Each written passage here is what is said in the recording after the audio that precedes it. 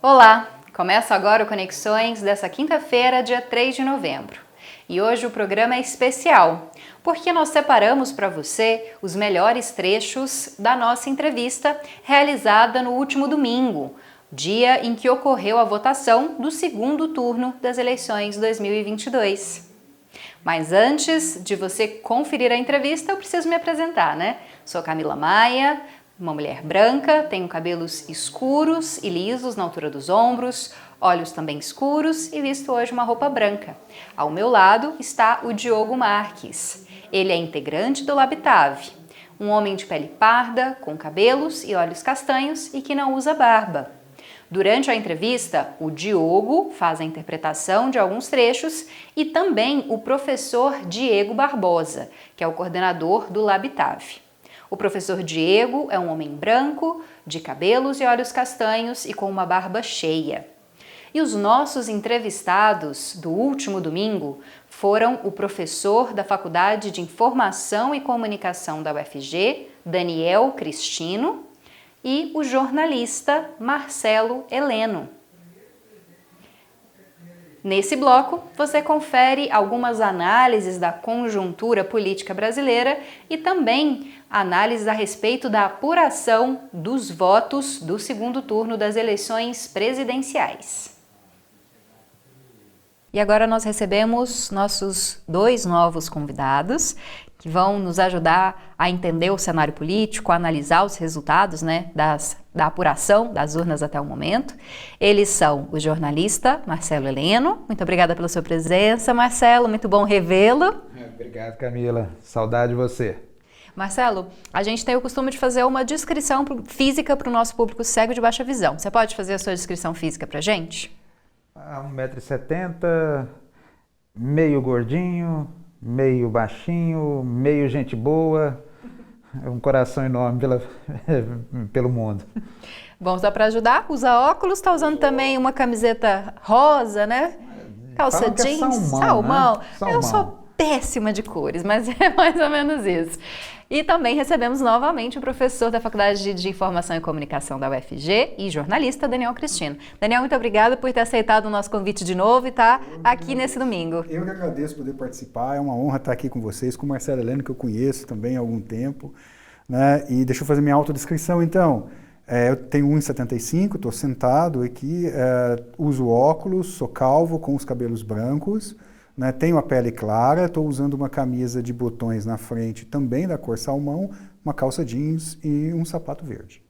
7 horas e 20 minutos, né, a última atualização, 94,10% das sessões totalizadas, Lula com 50,63%, Jair Bolsonaro com 49,37%.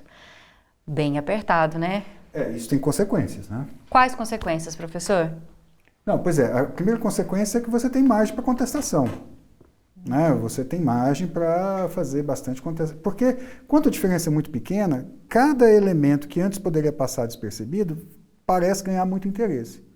O problema das rádios, por exemplo, aquela fake news das rádios, como foi alentada, pode ser, olha, isso pode ter sido diferencial. Por outro lado, as blitz da Polícia Federal Rodoviária hoje no Nordeste, isso pode ter diminuído a margem. Então, quando você não tem uma população estabelecendo com muita clareza, ou o processo eleitoral estabelecendo com muita clareza a diferença entre os candidatos, você tem essa possibilidade de contestações, como aconteceu com a Dilma e o Aécio. Mas é importante dizer também que o fato eleitoral ele é muito forte. Mesmo que você tenha contestações, mesmo que você entre com pedidos de recontagem de votos no TSE, auditorias por terceiros, que já estão acontecendo e vêm acontecendo, certo? Isso pode criar algum tipo de turbulência ainda nessas próximas semanas. Ou pelo menos até a parte que perdeu se acostumar com o fato de que perdeu, né? Tem um efeito psicológico aí também. Eu acho, Camila, acho que vai dar barulho. Só isso. O Bolsonaro em si, a ação política dele tem sido essa desde que assumiu o governo. Tem um problema, cria-se outro, você cria aquela confusão, cria aquela onda e o Bolsonaro sempre sai na espuma por cima da coisa. E não resolveu o problema que ficou.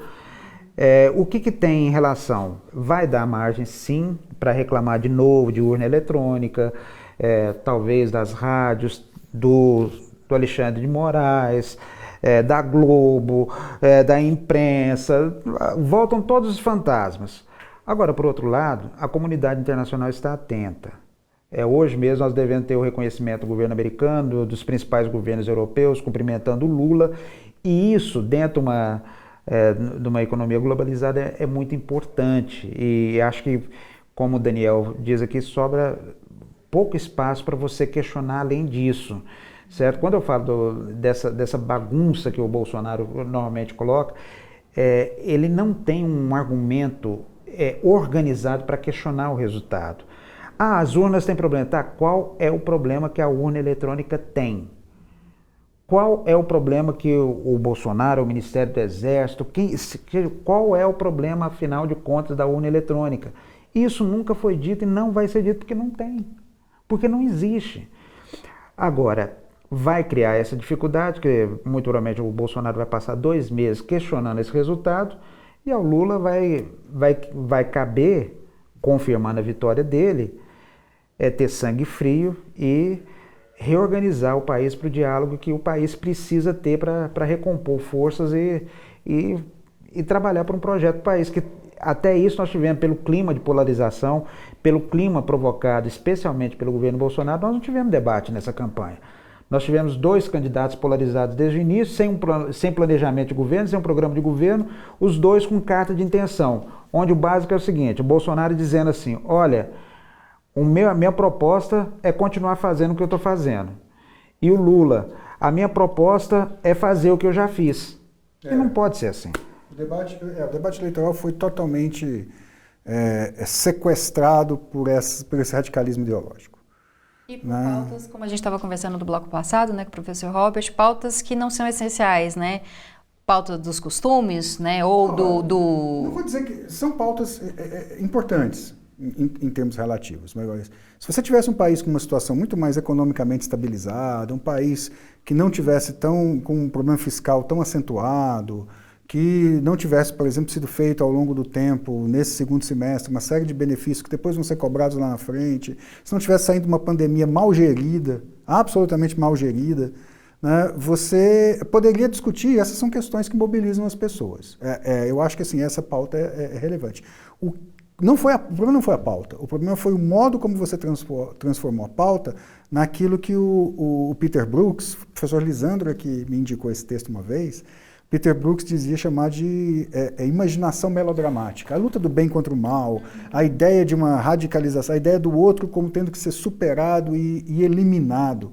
Então, assim, eu quero eliminar todos os bolsonaristas, porque o bolsonarista é do mal, o Lula e o pânico comunista. Assim, esse modelo de debate, que curiosamente é um modelo que mais funciona em redes sociais, certo? Esse modelo é que tornou o debate pobre.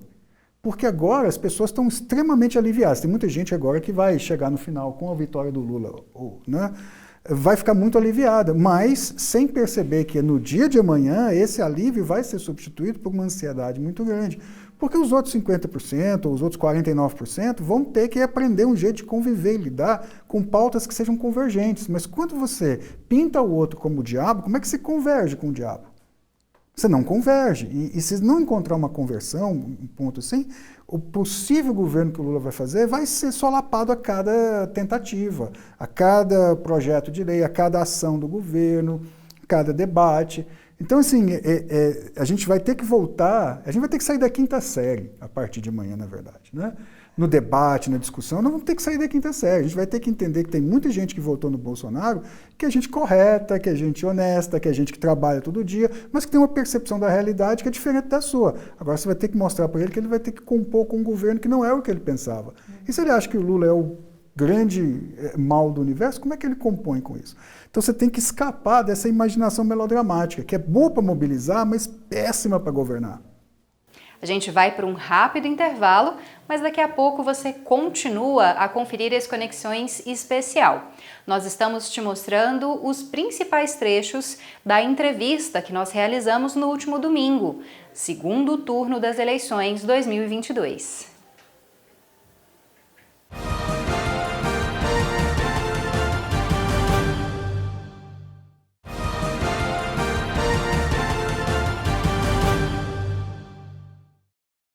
Voltamos com Conexões dessa quinta-feira. Você continua a acompanhar a entrevista com o professor Daniel Cristino e com o jornalista Marcelo Heleno, que nos acompanharam no domingo, dia 30 de outubro, para analisar o cenário político e o segundo turno das eleições 2022. A gente estava falando de composição do Congresso, né? A gente sabe que há muita contestação também em relação ao TSE, ao Supremo Tribunal Federal, né? Isso deve se intensificar nos próximos 2 meses, professores, já que a gente... 2 meses, acho quase 3, né?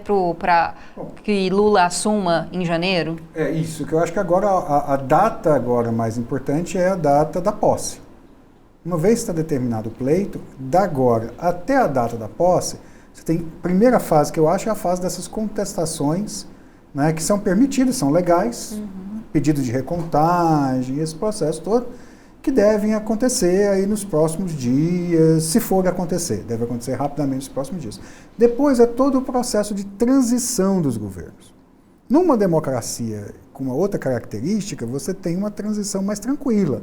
Você tem um governo de composição, que é formado por pessoal do gabinete do governo atual e do próximo governo, eles vão entrar. As contas públicas têm que ser mais ou menos reveladas, então o pessoal do Lula ou a equipe econômica do próximo governo vai ter acesso aos dados da equipe econômica desse governo, eles têm que sentar para conversar, para poder fazer uma transição. E o que está em jogo aí é, na verdade, muita coisa, porque a sintonia fina desse processo de transição vai impactar em bolsa de valores, vai impactar em grau de investimento, vai impactar em muitas coisas. Então, a primeira coisa é, vamos ver quais são as contestações, depois, como é que vai acontecer esse governo de transição, como é que vai ser o espírito da revelação desses dados, certo? Depois disso, depois de ter acesso a esses dados, passar por isso, você tem aí todo o processo que vai encaminhar para a posse, e aí você vai ter a posse, e depois da posse está sacramentado, acabou. Então, assim, você tem uma certa tensão, dependendo do posicionamento dos governos, até passar esse processo. Então, vão ser aí, de agora até 6 de janeiro, vai ter alguma tensão. 1º de janeiro, né, professor? Não, eu acho que a posse é 6, né? Dia 1º. Então, 6 de janeiro é uma data importante porque foi a invasão do Capitólio nos Estados Unidos. Não, pois é, 1º de janeiro. Que tem uma mudança legal. Isso, antes era feita. Para não coincidir com 1º de janeiro, que é feriado e tudo mais, mas não pode ser para o governo eleito, tem que ser para o próximo governo. Próximo. Então tá, então você só vai ler porque nós temos, parece que não, mas nós temos uma série de regras. Quando o Daniel falou da transição, agora em novembro precisa ser nomeada pelo governo federal a comissão de transição, com membros do atual governo e membros indicados pelo candidato eleito, no caso o Lula. É essa comissão que vai tratar de pegar os dados oficiais para ver como é que está, qual que é o tamanho do buraco, tudo para fazer o planejamento para o ano que vem. E tem muita coisa para se tratar. Como é que fica o orçamento secreto, como é que fica o Auxílio Brasil, tem margem para isso, não tem? As promessas de campanha que foram feitas, o Lula tem... Salário mínimo é 1.400, aumento do funcionalismo... assim mais ou menos, né, Daniel? Porque o salário mínimo de 1.400 foi anunciado pelo Bolsonaro no início do debate, isso legalmente não tem nada. Isso tinha que estar na proposta orçamentária. Não está, mas também não estão algumas propostas fiscais do Lula, então tem que... Exato, é justamente esse ajuste. O Lula, inclusive, vai ter que atuar junto ao Congresso para ver se consegue trazer o orçamento mais para a realidade dele. Não sei se ele vai conseguir fazer isso, né? E entra esse processo que é de rediscussão mesmo das coisas, ver o funcionamento. O Lula já falou em mudança, inclusive, de ministério para separar a justiça, criar o Ministério de Segurança Pública, vai ter o Ministério do Trabalho, Ministério do Planejamento, como é que vai ser? Vai ser para agora, vai ser para depois? Tudo isso tem que ser discutido agora e não pode passar, o momento é agora. E aí quando o Daniel fala da contestação, eu acho que vai ser muito tumultuado, porque muito provavelmente nós vamos iniciar a semana já com esse tipo de contestação. Que tipo? Eu acho que vai ser do mesmo estilo, de forma desorganizada, sem foco. É para fazer barulho, para fazer questionamento, para empurrar o trem com a barriga, para aquela história assim, eu vou entregar, mas eu ganhei. Se precisar, eu entrego, mas fui eu que ganhei. E que não é nada diferente do que aconteceu na última eleição americana. Eu me assusto ainda, viu, Daniel? Fui participar de um programa de televisão logo depois da eleição do Biden.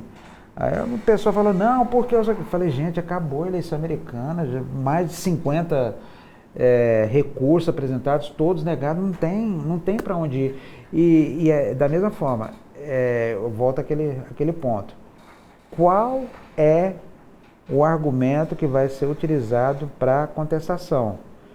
Muito provavelmente vai ser assunto para a rede social, assunto para a internet, coisa muito fora do mundo real que não dá. Como foi, você lembrou aqui, esse caso das emissoras de rádio, a Camila, nós trabalhamos juntos em rádio, né, Camila? Sim. Você lembra como é que era a campanha, a veiculação de esporte, a loucura que não era? Isso aí, a área comercial fica louca, você tem que cumprir os mapas, tudo, você tem que reservar o espaço comercial. E claro, o cara da área comercial solta foguete quando o partido não manda especialmente esses spots para você botar no meio da programação, e você ganha. E a responsabilidade do partido e da agência que eles contrataram para fazer o spot. O máximo que a emissora pode fazer é comunicar como foi feito. Claro, gente... ficou claro que isso daí... O próprio ministro das Comunicações deu uma entrevista dizendo que se soubesse que estava nesse nível, o grau, ele não teria feito, porque realmente foi feito de última hora para tumultuar. O mesmo ministro que entrou no trem da fake news do MEI hoje. É difícil. É difícil. O problema é difícil. Uma pergunta que, a respeito do que vocês tinham falado nos blocos anteriores, foi o Marcelo quem disse até, que há uma preocupação internacional a respeito dessa eleição, né? Há os olhos voltados para o Brasil, de uma forma, acredito eu, mais intensa do que nas outras eleições, vários veículos de comunicação internacional se posicionando, outros... Revista Nature, The Guardian, New York Times, né, se posicionaram. Por que esse interesse pelo Brasil nesse momento? É só uma questão ligada à questão ambiental que a gente vê que tem sido mais vista, ou também é esse medo de que ocorra aqui algo próximo do que ocorreu nos Estados Unidos? Professor Daniel? Tem uma leitura internacional que é um movimento conservador reacionário, certo? Que vem solapando as democracias a partir da capacidade que a democracia tem de se deixar solapar por uma eleição de grupos que vão aos poucos, né, tornando as democracias liberais iliberais. Esse é um movimento, tem uma bibliografia já mais ou menos consolidada sobre isso, como as democracias morrem, o povo contra... acho que a democracia contra todos, eu não vou lembrar agora, mas enfim. Você tem toda uma bibliografia que diz mais ou menos o seguinte: existe um movimento, uma estratégia política para fazer com que movimentos conservadores, nacionalistas, reacionários, uma vez que consigam tomar o poder através de um populismo local, tomem uma série de medidas para enfraquecer os instrumentos reguladores das democracias, que é aqueles instrumentos que impedem que um determinado político, um determinado presidente ou governo seja autoritário e resolva agir como quer. Os principais exemplos à direita desse processo são o Orbán, né, na Hungria, que eu acho, o Trump nos Estados Unidos, a tentativa dele de mexer com o número de ministros da Suprema Corte, certo? Então você tem todo esse movimento ali, parte do leste europeu, o Putin, e do lado da esquerda você tem esses movimentos mais radicais, autoritários, que fazem isso, como é a Venezuela, por exemplo. Então o medo internacional é que o Bolsonaro, no segundo mandato, tivesse a maioria, como ele teria no Congresso, e apoio da população, para poder mexer, certo, nos instrumentos de regulação, nos pesos e contrapesos do regime democrático, de modo a se eternizar ou eternizar uma linha política, né, dentro da democracia, dando o aspecto que é democrático, como tendo eleições e tal, mas fechando todas as possibilidades de transparência, de auditoria e de capacidade de controle que a sociedade tem sobre o governo. Porque isso é tremendamente importante numa democracia. O presidente eleito, ele não tem o poder discricionário. O poder dele é controlado através da transparência, através do Congresso Nacional e do Judiciário. Então você tem imprensa, esfera pública, judiciário, Congresso controlando o Executivo, de modo que as ações dele sempre passem por um escrutínio. E ele tem sempre que discutir essas ações. Isso é clássico no movimento nos regimes de governo democrático. E é isso que o pessoal tenta solapar. Ou às vezes coopta a Suprema Corte, indicando mais ministros, ou às vezes muda, criando regras como o orçamento secreto, que quebra vários princípios democráticos para poder fazer uma gestão centralizada dentro do Congresso, dentro do fisiologismo do Congresso, do orçamento, em nome de não passar o impeachment do presidente, ou de deixar o presidente com uma pauta muito específica para ele. Então, assim, isso é o que o pessoal externamente, né, estava pensando. Não tem necessariamente a ver com meio ambiente, tem também, mas não é o principal. O principal é isso. Eles imaginam que com a vitória do Lula você tenha menos condição disso acontecer. Eu também acho. Certo? Agora, isso depende muito da nossa sociedade, depende muito de como é que a gente vê o nosso Estado. Se a gente quiser um ditador para chamar de nosso, a gente consegue pôr ele lá e deixa ele fazer. Eu espero que a população não queira. Certo? Eu tenho horror a esse tipo de possibilidade, mas ele é possível dentro das democracias. Tem que ficar vigilante. Tem algumas coisas que parecem meio contraditórias. O Lula ganhou na Rússia. Pois é. Deu um couro, ganhou de capote na Hungria. Mas a Rússia é muito entendeu? complicada, porque tanto o Lula quanto o Bolsonaro não fizeram grandes críticas públicas ao Putin. Não se posicionaram fortemente, por exemplo, contra o Putin. Aí a expectativa que eu tenho é ver como, quando eu falei do papel do Bolsonaro na oposição, a partir de agora como é que vai ter muita mudança aí. O Daniel falou do Ministério Público.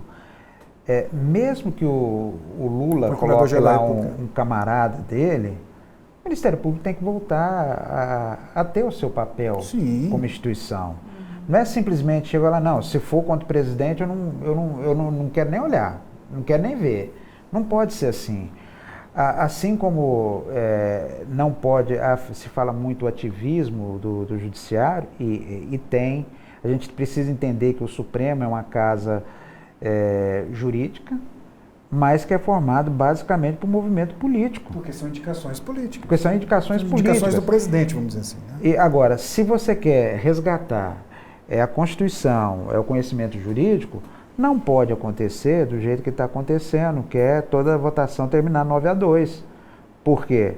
Porque os membros do Supremo fazem análise jurídica e vão numa direção, e os dois indicados pelo Bolsonaro são contra. Não pode acontecer isso. O cara está lá para ter independência de pensamento, independência de tudo. Então tem que exercer. Então eu tenho expectativa. Em relação à comunidade internacional, a gente tem que entender que existem transformações que estão acontecendo que vão ter reflexo na economia brasileira. Eu lembro quando eu comecei a mexer no jornalismo, a gente fazia matéria constantemente a questão da febre aftosa para o mercado de carne, e Goiás sempre foi um mercado forte, sempre foi um fornecedor forte nesse mercado de carne bovina. Qual que é o problema aí você vai entender, qual que é o problema da febre aftosa para a saúde humana? Zero. Por quê? Porque quando você esquenta a carne, de qualquer maneira você mata o vírus, não tem problema nenhum. Qual que é o problema da febre aftosa, então? O problema é que quem está comprando, seja o Japão, seja a Europa, tudo mais, ele tem a opção de comprar a carne com o vírus e sem o vírus. Eu estou com dinheiro na mão, vou comprar sem o vírus. E impõe uma cláusula que é muito mais comercial do que sanitária. Ela tem uma base sanitária, mas ela é muito mais comercial do que sanitária. E agora o Brasil vai começar a enfrentar isso, porque a Europa começa a colocar restrição sobre produto que venha de terra desmatada. Qual que é a opção que o Brasil vai fazer? Vai controlar, vai entrar no meio da comunidade, ou vai continuar dizendo que não, aqui não tem desmatamento, quem quiser compra, quem não quiser passar bem. Não é assim. Porque vem as outras coisas. Você deixa de comercializar o seu produto por causa do desmatamento, quem está comprando, quem iria comprar não vai querer te vender também, você fica... E esse é um defeito do governo Bolsonaro, que ele fica mais isolado. Ele é um governo mais isolado. Ele trouxe o Brasil mais isolado do mundo. Não adianta falar, porque estamos negociando com a Arábia. Tá, tudo bem, mas não é a Arábia. O forte é os Estados Unidos e a Europa hoje. além da China. Se você não tiver bem na relação com esses países, você não vai desenvolver o comércio internacional. Isso. Tem uma ideia aí, uma ideia geopolítica da autossuficiência do Brasil, que é uma ideia antiga, desenvolvimentista na sua natureza fundamental, que é a ideia de que o Brasil tem, dentro das suas fronteiras, tudo que ele precisa para ser uma grande potência. Tem terra, tem riqueza, tem mata, tem povo. Então, assim, o que a gente precisa é de uma noção, vamos dizer assim, correta de nacionalismo. O nosso nacionalismo é que falta para nós.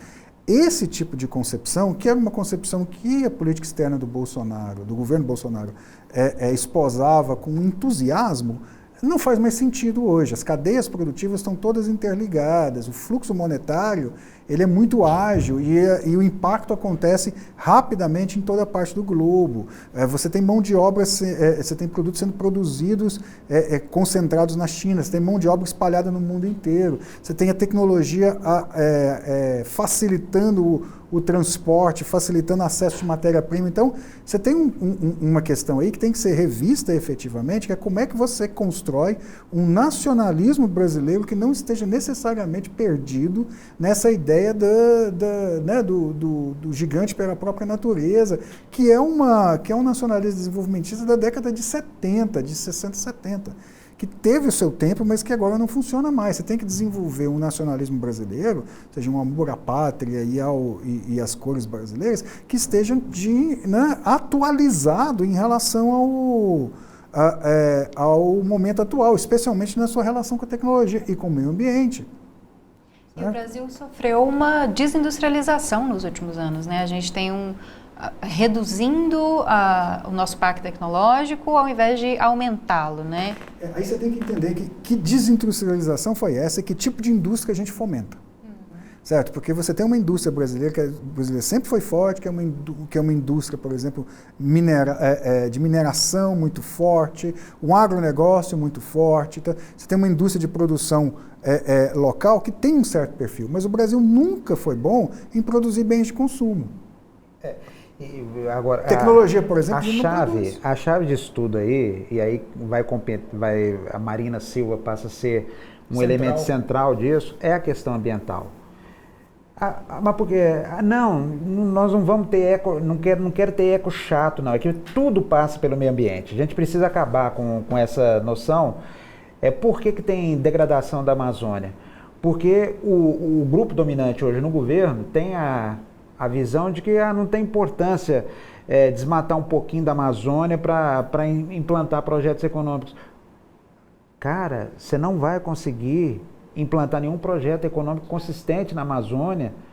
Lá está no meio de tudo. Você vai conseguir degradar só. Você não vai conseguir desenvolver, vai botar indústria lá, vai plantar soja mesmo. Qual o custo frete para deslocar isso?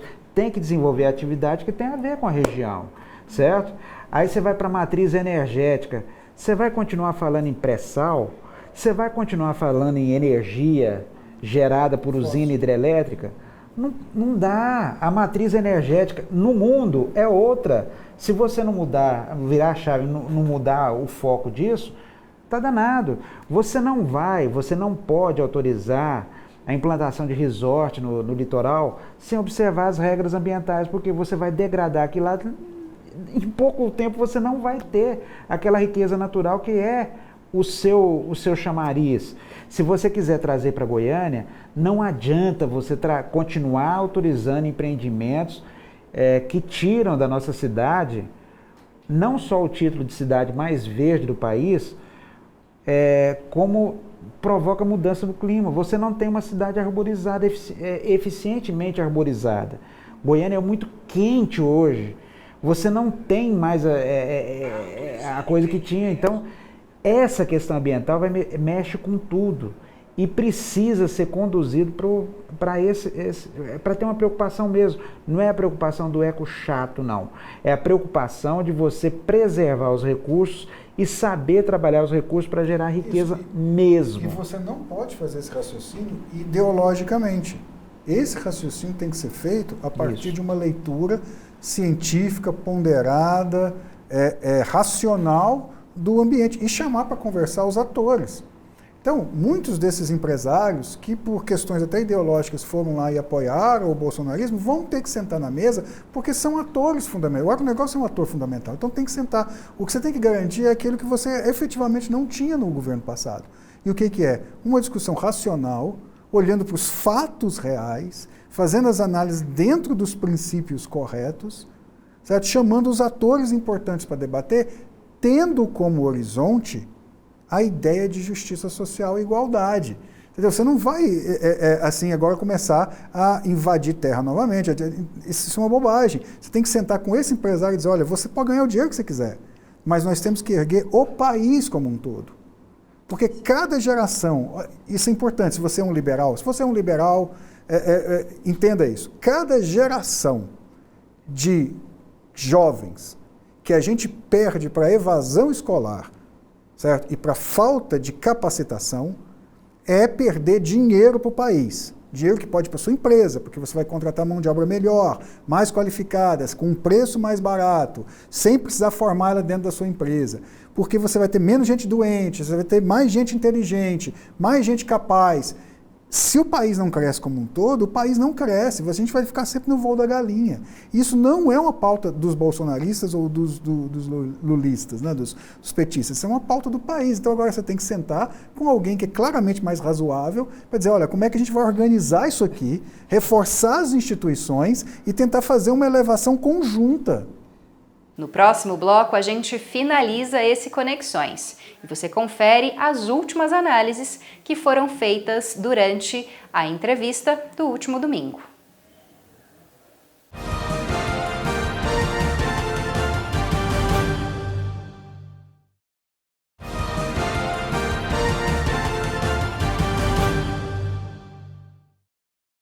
Esse é o último bloco do Conexões.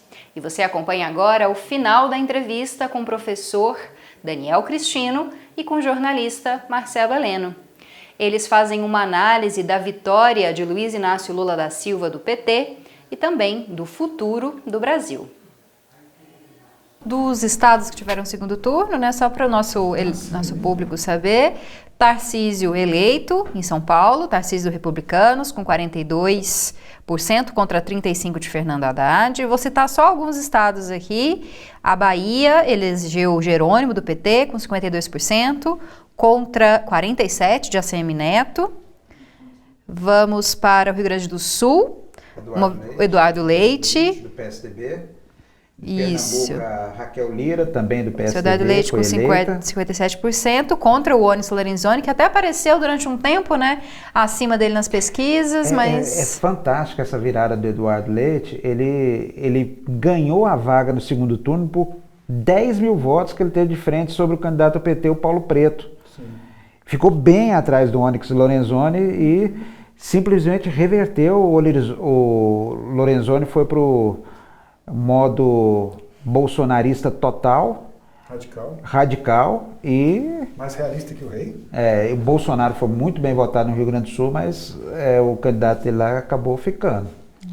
Como o Marcelo falou, Raquel Lira, eleita também governadora de Pernambuco, com 58 contra 41 da Marília Reis. Vamos dizer mais algum. Santa Catarina elegeu Jorginho Melo, do PL, 70% de votos. Mais tranquila hoje.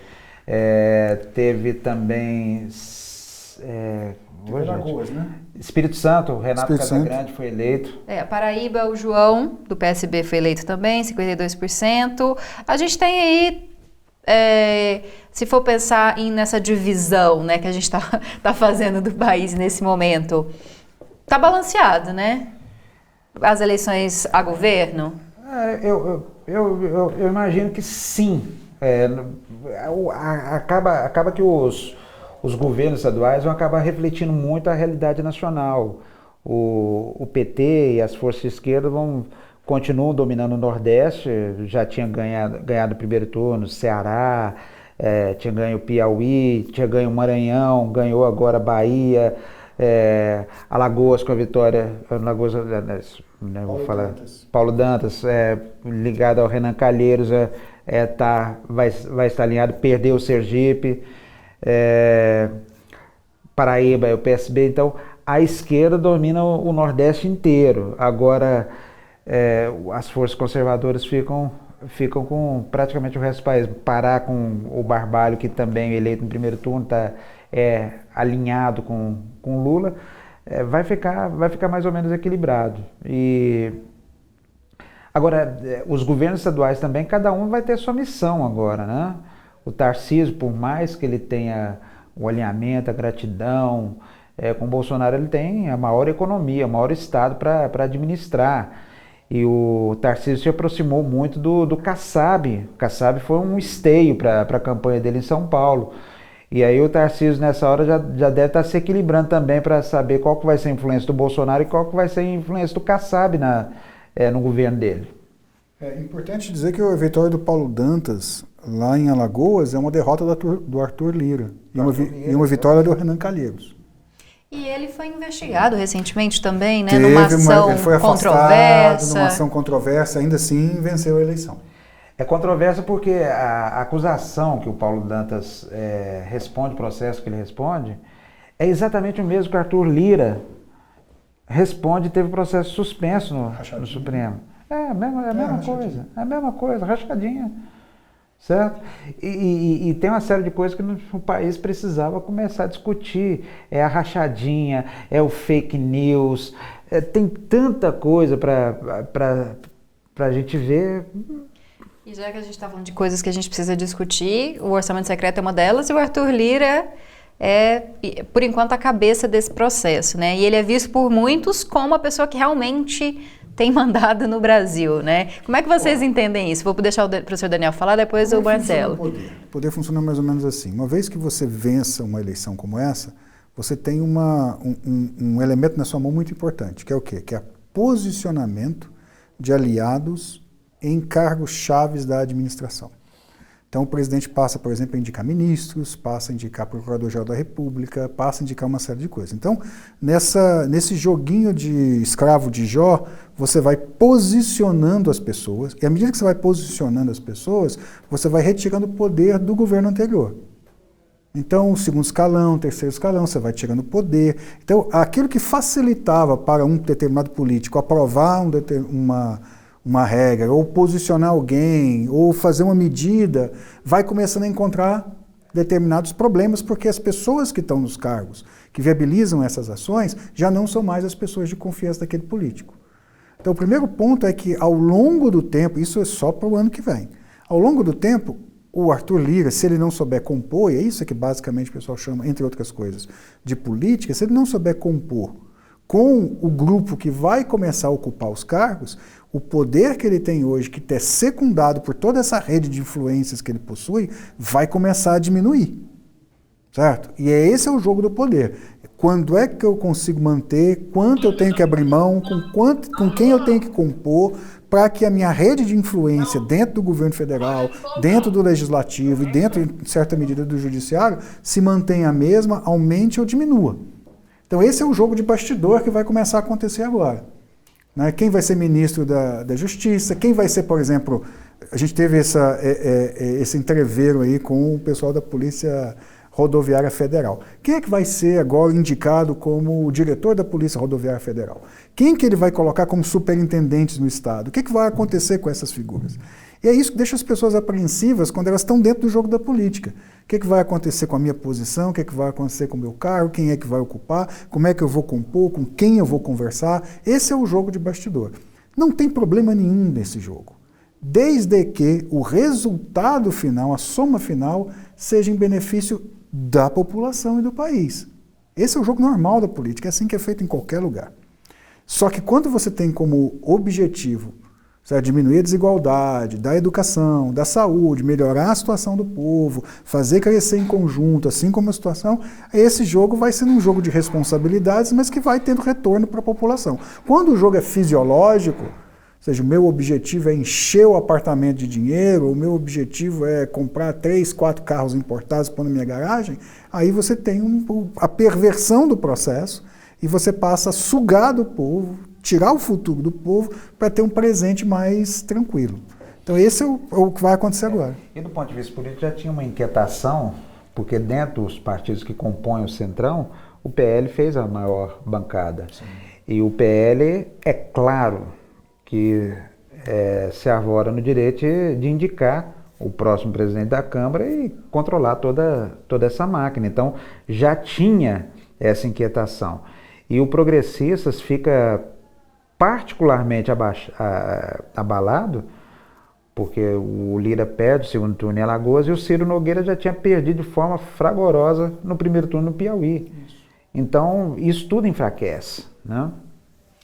E aí o que vai acontecer? O governo vai formar uma frente parlamentar própria, com partidos de esquerda e com partidos que vão negociar com ele. Mas para negociar com ele é preciso que ele retorne à autonomia de execução orçamentária. Para ele fazer isso com menor custo político, é central a definição do Supremo. Agora, então eu acho central, o próximo passo mesmo que a gente tem que acompanhar é como é que o Supremo vai julgar a ação de inconstitucionalidade do orçamento secreto. Agora me parece uma coisa certa, Camila. A gente até conversava aqui sobre o cheque especial, o empréstimo consignado que o governo fez para dar conta das despesas.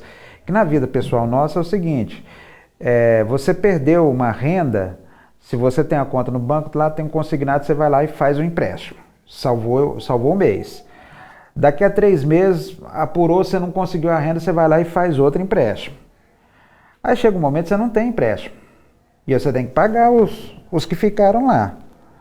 O Bolsonaro está deixando essa herança para o próximo. Sim, você começa lá atrás com 50 bi, era um pouquinho mais atrás, com dinheiro que foi gasto, e tinha que ser gasto com a pandemia. Foi tudo fora do tal do teto de gastos. Aí depois você pega 50 bi dos precatórios que foram empurrados para frente. No início do ano, mais 80 bi em janeiro. Não, em janeiro para dar conta de aumentar o Auxílio Brasil e fazer outros programas sociais. Já jogou para frente. Chegou para a eleição, mais um pacote de mais 50 bi. Como é que vai fazer isso? Como é que vai ficar ano que vem? Vai ter dinheiro para quê? Uma coisa me parece que é certa. Aumentar o orçamento secreto, como está desenhado, para passar para 19 bi no ano que vem, é irracional. Isso não dá. É insustentável. Não dá. Vai explodir. E aí você tem que ver. Isso já está, inclusive, de alguma forma, já aparece no orçamento que foi aprovado. Os cortes que foram feitos, inclusive os cortes da universidade, que foram feitos esse ano, já espelham o problema fiscal para o ano que vem. A questão é que o governo Bolsonaro, esse governo que acabou, agora está acabando. Está acabando. Esse governo que está acabando, que está terminal, vamos dizer assim, um governo terminal, ele tinha algumas opções de corte. As opções eram esses programas sociais, entendeu? Você tirar das universidades, tirar do INPE, tirar da farmácia popular. Ele foi cortando, Ministério da Ciência e Tecnologia, ele foi cortando do que em tese não seria o essencial. Isso está mostrando no orçamento. A questão é, o governo que entra, que é o governo Lula, não tem essas mesmas prioridades. Em tese, ele vai investir em outros lugares. Tem que ver como é que ele vai ser capaz de fazer esse remanejamento. Se ele vai ser capaz de fazer isso. Mas para mim é central. E essas decisões todas só vão ser operacionalizadas depois que o Supremo dissesse se o orçamento é constitucional ou não. A tendência, agora com a vitória do Lula, é que o governo, que o Supremo considere inconstitucional. Porque fere a Constituição, fere a lei de responsabilidade administrativa, fere a lei de transparência. Então, assim, se o Supremo falar assim, gente, esse é inconstitucional, tem que voltar para o sistema antigo, certo? Aí é um tipo de articulação política. Se o Supremo falar assim, não, a Câmara apoiou, não vou entrar nesse negócio, vocês decidiram, está valendo. Aí é outro tipo de arranjo. Mas eu acho que é uma questão central para o que vai ser feito ano que vem. Tem que esperar para ver o que acontece.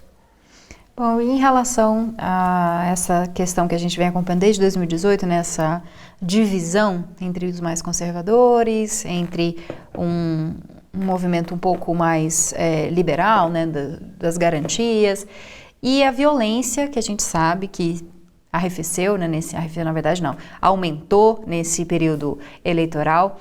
Daqui até a posse, durante a posse, pode ser que a gente ainda veja atos de violência, como a gente tem visto nos últimos meses, principalmente esses meses da campanha. Pode ter uma animosidade ainda grande entre, né, esses dois grupos, né? Eu acredito que nos próximos dias, sim. Eu até brincava com o Daniel aqui. Eu estou esperando uma fila na junta comercial amanhã do povo que vai fechar as empresas, porque o Lula está eleito agora. Cadê o povo que vai fechar a empresa, que vai mudar do país, que vai demitir gente e tudo mais? Porque essa eleição ela é sui generis. Eu nunca vi isso. Uso da máquina privada. Eu nunca vi isso.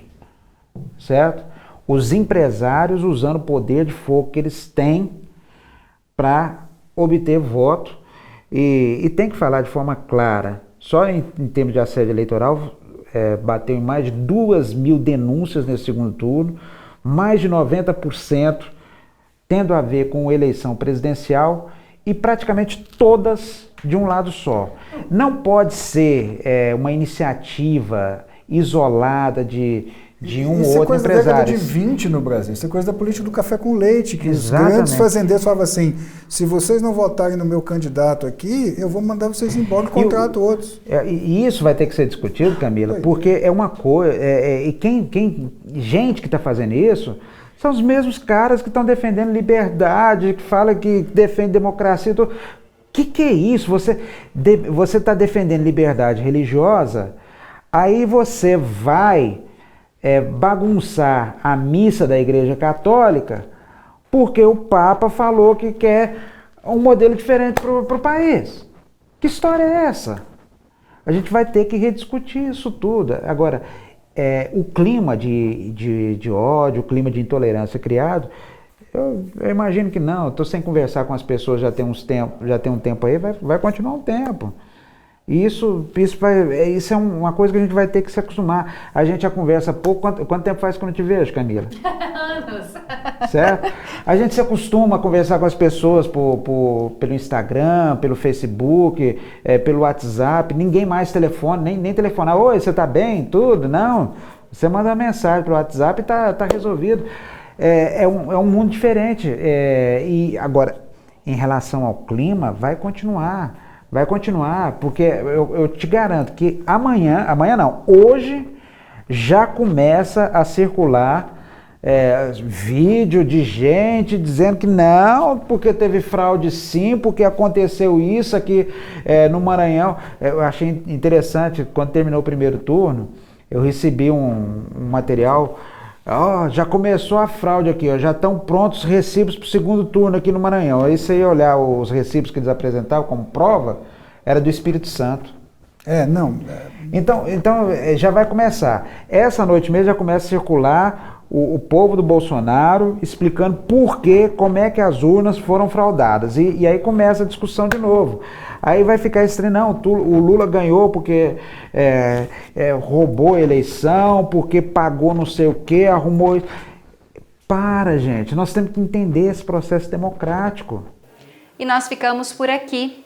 Eu te desejo um ótimo final de tarde. Te espero na próxima quinta-feira, 4h30 da tarde, na TV UFG, canal 15.1 do Sinal Aberto, 21 da NET Goiânia, também no site e no aplicativo da TV UFG e pelas redes sociais.